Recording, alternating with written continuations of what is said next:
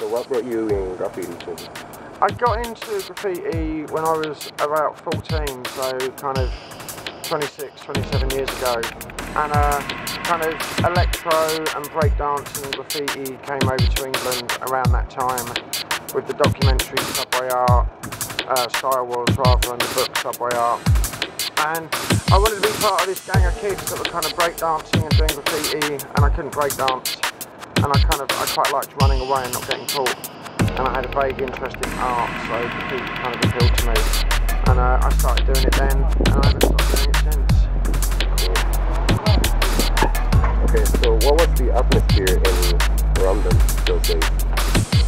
Right at the very beginning, it was kind of fun, and yeah, it was kind of like everyone coming together and kind of. It wasn't about kind of violence and gangs. It was like electro and kind of breakdancing was kind of anti that. But as I got more into graffiti and kind of less into that kind of culture and more into graffiti culture, it became more kind of like, not gang orientated, but kind of graffiti wars for quite a few years, which was kind of good fun, everyone crossing each other out and whacking each other. But it's funny, now we're all friends. And yeah, kids that were kind of enemies of mine for like 10 years are now good friends of mine, so yeah, it's funny. We've all grown up. So, okay, and where have you been training? Oh man, I'm not sure, in Osaka, kind of all over, and then did some stuff in Tokyo, and I've been in San Francisco like 4 times this year, and I was down in Los Angeles earlier, and I showed in the Museum of Contemporary Art. They've got a big exhibition called Art in the Street, which is like the biggest street art exhibition in the museum so far. So I've got a piece of work in there. So yeah, San Francisco and Denmark and Norway, and then I'm here, I'm on for like a 2-month trip, so I'm in Japan for a couple of weeks, and then I'm over in San Francisco for 5 weeks, but once I'm in San Francisco I'm going out to Dallas for 4 days, to Beijing for 6 days, and then back to San Francisco, and then New York for a couple of weeks, and then I'm in London for like a month, and then I go to Miami for Art Basel, big art fair in December. Yeah. Well, the thing is, like, London's got the Olympics in June 2012, and about 6 months ago they started cleaning everything off the streets in London, and especially East London, like where I paint a lot and where I'm from. So, kind of a year and a half ago I decided that I was going to spend as much time out in London as I possibly can. Just basically anything that I paint in London that isn't with permission, isn't kind of down here, going to get painted over. And I don't really want that to happen, so yeah, so until the Olympics leaves London, I'm going to spend as little time there as I can. And then once the Olympics goes, I'm sure the councils will have better things to spend their money on than cleaning up graffiti, so we'll go back and paint stuff in London, and hopefully it won't get cleaned up, so that's the plan. So, could you tell me the funny story from BEN EINE, the funny episode or whatever? Yeah. Those are funny stories. So I was painting this big wall in London, and I didn't have permission to paint it at all, and this was just like 2 weeks after the Obama was given my painting by my Prime Minister.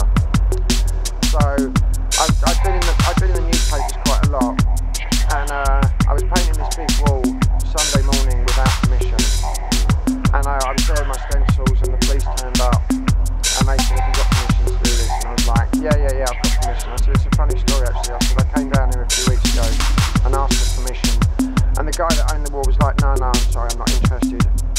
And then I said to the police, and then the guy that owned the wall, he saw me in the paper, and the police was like, "Oh, are you the guy who President Obama got a painting, blah blah blah?" And I was like, "Yeah, cool." And they were like, "Have a nice day, good luck," and drove off. And I totally didn't have permission to paint it, yeah.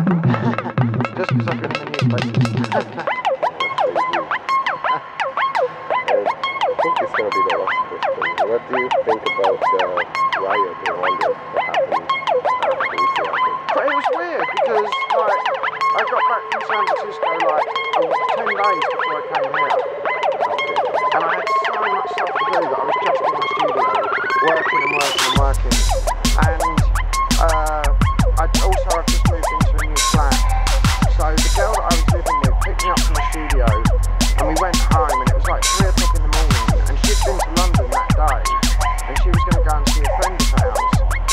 So she phoned him up, and this guy Ross was like, no, don't come round. He said, I'm sitting on my window ledge and it's all kicking off. He said there's police vans, there's kids running up and down the street, smashing windows and nicking stuff out of shops. He was like, don't bother coming up. He said, it's a bit dangerous. So we went home that night and we put the telly on and turned the news on. And we never watch telly, and if we do, we never watch the news. So these riots have been going on for 3 days and I didn't even know about it. Yeah, it's kind of mad. Basically, the police shot some dude and there was like a protest after that turned into kind of a bit of a riot and then violence. But I don't really understand why it's spread all over London and to different cities, because it's got nothing to do with this guy that got shot. Right.